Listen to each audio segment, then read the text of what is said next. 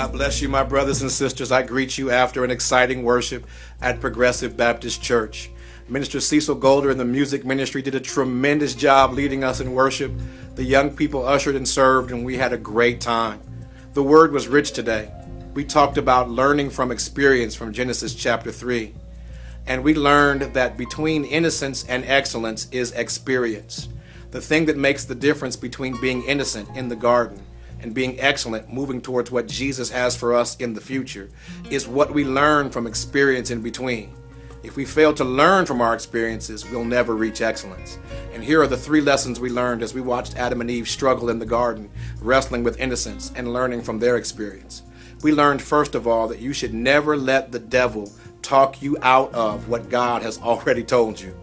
If God's promised you, if God has given you a word, if the Bible tells you so, don't let any devil in hell tell you anything different. You've got to stay focused on what God has said. Secondly, we learned from Adam and Eve, you do not hide from God when you're in trouble. You run to God in trouble because He is a very present help in the time of trouble. And then finally, we learned at the end of Genesis chapter 3 that you can't go back. There's no way back into Eden once God has pulled us out of innocence.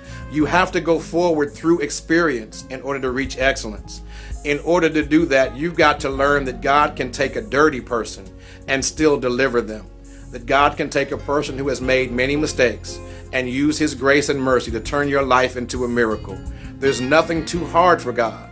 And since you can't go back to innocence, go ahead and learn from your experience so that you can press forward towards excellence. If you learn God's lessons, your life will be elevated. You can't go back, but you can go up. And Jesus will pick you up, turn you around, and set your feet on a firm foundation. I hope you enjoyed the word today. Get this CD. It's life-changing. I love you.